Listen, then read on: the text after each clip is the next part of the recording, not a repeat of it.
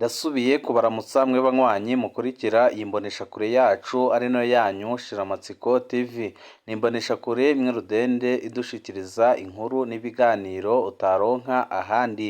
Uyu ni umwanya w'amakuru agezweko ari kuvugwa ngaha mu gihugu c'u Burundi, aho ino mboneshakure yacu ari nayo yanyu Shiramatsiko TV ibategurira amakuru ahambaye cane aba ari kuvugwa mu bisata bitandukanye, aho twibanda cane cane ku makuru aba ari kuvugwa ku gateka kazina muntu, aba ari kuvugwa mu butungane, aba ari kuvugwa mu cibano, aba ari kuvugwa ku mbuga ngurukana bumenyi, aba ari kuvugwa muri politike ndetse n'andi yose mutamenye mwaranyegejwe turatohoza amaze tukabashikiriza ido n'ido. Tubazaniye amakuru ahambaye cane ari kuvugwa ngaha mu gihugu c'u Burundi kubera inyinyurana ririko riraba mu bushikiranganji bw'abakozi ba leta. Abakozi ba leta bose barashobora kudahembwa uku kwezi ndetse no kuzakurikiraho kubera ingorane zikomeye cane ziriko ziravugwa mu bushikiranganji bw'abakozi ba leta.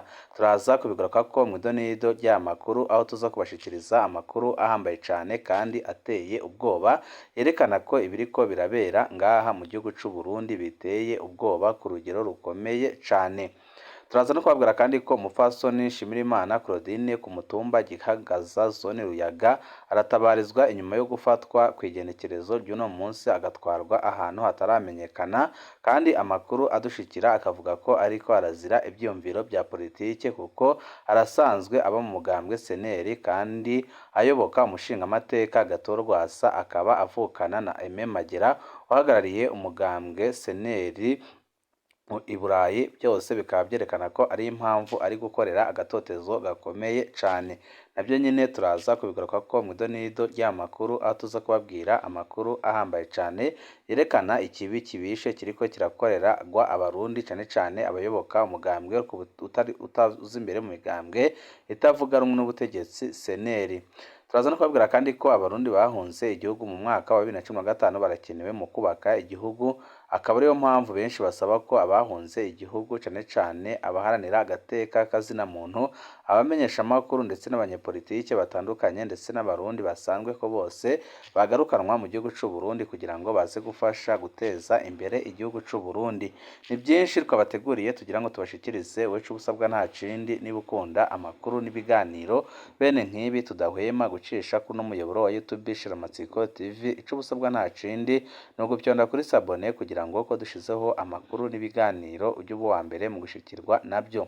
Umupfasoni Nshimirimana Claudine ku mutumba Gikangaza zone Ruyaga aratabarizwa inyuma yo gutafatwa kw'igenekerezo ry'uno munsi agatwarwa ahantu hataramenyekana.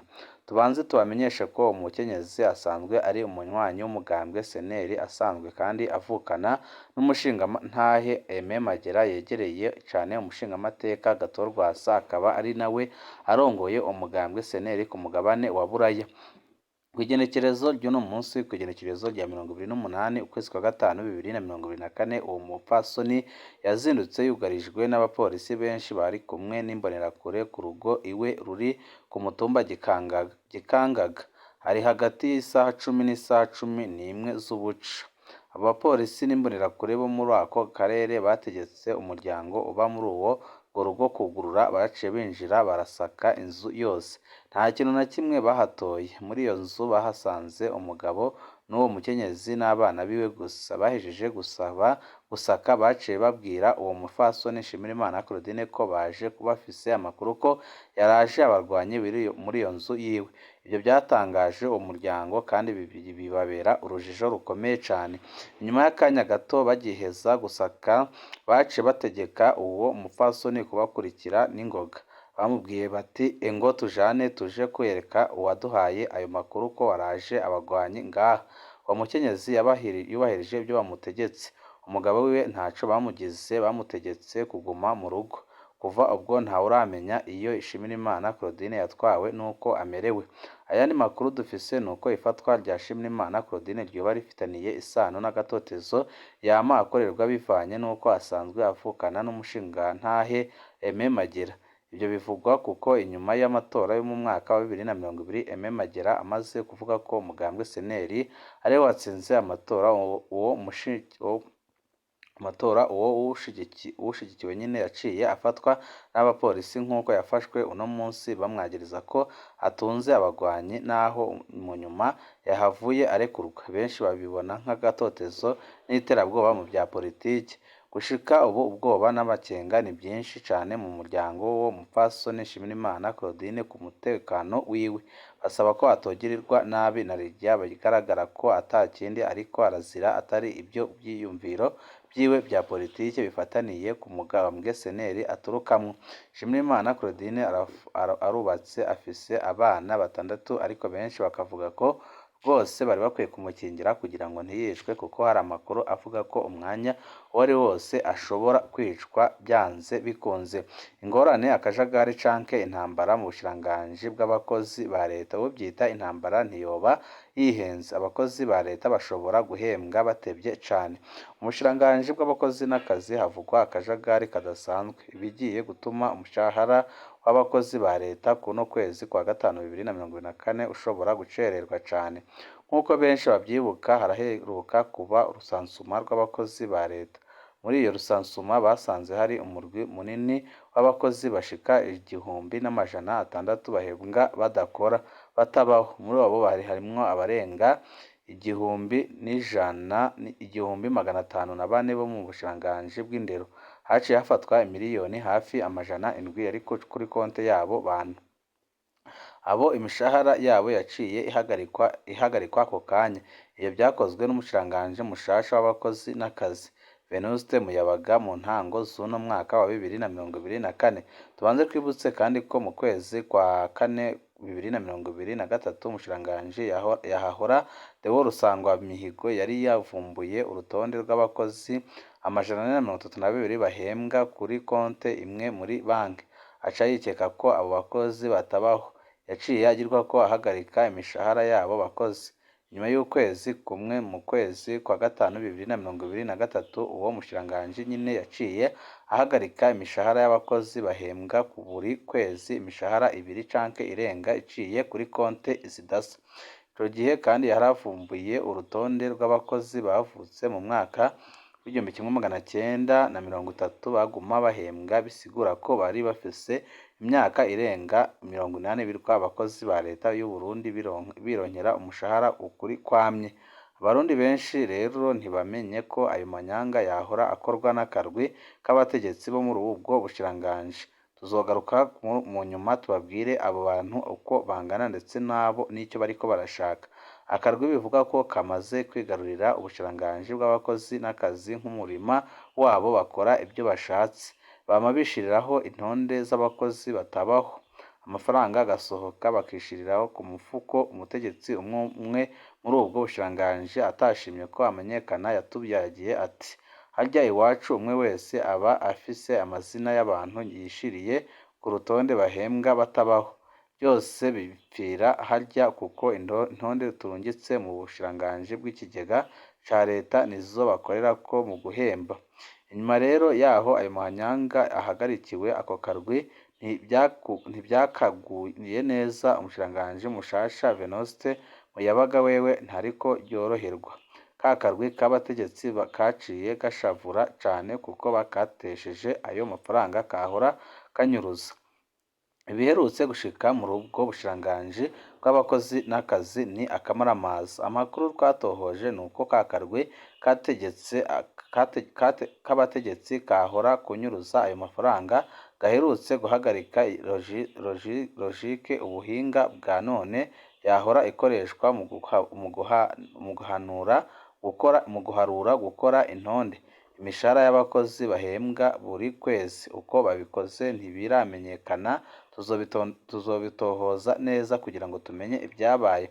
Gushika ubu nta kintu kiriko kirakorwa muri ubwo bushiranganji. Indwi 2 ziraheze atagikorwa. Intonde z'abakozi ba leta za kuno kwezi ntizirakorwa kubera ako kajagari. Ibyo bigiye gutuma abakozi ba leta bashobora gucererwa cane guhembwa umushahara wabo w'uku kwezi kwa Rusama 2024. Gushika ubu ugiye muri ubwo bushiranganji bakubwira bati subira inyuma ntibiriko birakora. Ni mu gihe amatariki nk'aya yahora agera intonde zose z'abakozi bazohembwa zavuye muri ubwo bushikiranganji zaraciye mu bushikiranganji bw'ikigega ca leta, ubu zategerezwa kuba ziri mw'ibanki nkuru y'igihugu BRB. Ayandi makuru twakuye mw'isoko ryacu muri ubwo bushikiranganji nuko abakozi bashasha batazohembwa, ni mu gihe bari biteze guhembwa muri kuno kwezi nyine kwa gatanu mu mwaka wa 2020 gushika mu mwaka wa 2024 nk'uko bari babyemerewe. Isoko ryacu muri ubwo bushikiranganji ryagize riti byose byaraparampanganye, ntibyokunda ko abakozi bashasha bahembwa kuko n'amadosiye yabo ntaboneka muri sisiteme. Yongera ati no ku bakozi bahahora turiko turakoresha ubundi buhinga ntituzi ko bizokunda, naho byokunda bazohembwa batevye cane. Aha rero muca mwumva ko abakozi ba leta bashobora guhembwa batevye cane. Kuri iyo ngorane rero ziriko zirabonekera muri ubwo bushikiranganji bw'abakozi n'akazi, amakuru dufise nuko ako karwi k'abategetsi koba kakoze ibyo kubera ishavu ryaturutse ku byakozwe no guhagarika ayo mahanyanga y'amafaranga bahora banyuruza.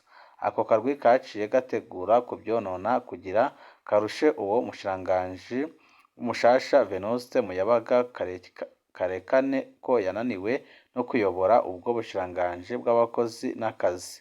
Mu nkuru izokurikira tuzobabwira akarwi k'abo bategetsi bariko barakora ibyo. Akarwi bivugwa ko katigera gahindurwa, kamaze kugira bushikiranganji nk'umurima wabo, benshi bakavuga ko byanze bikunze ibiriko biraba biteye ubwoba kandi biboneka neza ko ari ikibazo gikomeye cyane kiriko kiraba mu gihugu c'u Burundi, kuko ibihangange nibyo biriko birafata amafaranga yagakwiriye abanyagihugu bose bakayashira mu mufuka wabo, ibiriko biraheza bigahombya igihugu c'u Burundi. Amakuru yacu tabandanirize kuri ino nkuru nanone imaze igihe kinini ivugwa ngaha mu gihugu c'u Burundi, aho abarundi bahunze igihugu mu mwaka wa 2015 barakenewe mu kubaka igihugu, akaba ariko benshi batangaza kandi bakavuga ko igihe ibyo bitarakorwa igihugu c'u Burundi kitazigera gitera imbere. Guillaume Ndayikengurutse asanzwe ari umuhinga w'ivyigwa bya politiki akaba n'umwigisha muri kaminuza y'u Burundi, avuga ko abarundi bahunze igihugu mu mwaka wa 2015 bakenewe cyane mu kubaka igihugu c'u Burundi, na rirya benshi muri bo bafise ibyo baterera muri politiki, imibano n'ubutunzi. Guillaume Ndayikengurutse asaba leta y'u Burundi kutanguma ishira imbere ubutungane, ahubwo irabe icozanira ineza igihugu. Ibi akaba yabishikirije kuri radiyo Isanganiro ku munsi w'ejo afatiye ku mfashanyo igiye gusubira gutangwa n'ubumwe bwa Buraya. Ubw'amakuru dukesha iradiyo Isanganiro, Guillaume Ndayikengurutse yamenyesheje ko Burundi bukwiye kureka imvugo y'uko Burundi bukwije ko atafashanyo bukeneye, kuko ata gihugu na kimwe co kw'isi gishobora kuvuga ko cikwije kidakeneye imfashanyo. Ni mu gihe ubumwe bwa Buraya bushaka gusubiza gufashanya na leta y'u Burundi mu bisata bimwe bimwe by'igihugu. Bwa Guillaume Nkengurutse asanga leta y'u Burundi ikwiye kubahiriza agateka k'azina muntu na demokarasi kugira yongere guhabwa imfashanyo. Kubyerekeye n'abarundi bahunze igihugu mu mwaka wa 2025, Guillaume mu mwaka wa 2015 Guillaume Ndayikengurutse avuga ko leta y'u Burundi idakwiye kuguma ishira imbere ubutungane, ahubwo irabe icozanira ineza igihugu, hama icarane nabo bajega bose, hama abarundi bose bahunze igihugu bagaruke mu kubaka igihugu cabibarutse. Guillaume Ndayikengurutse agira ati muri 2015 harabaye ibintu bibi cane, imyaka igiye gukwira 10.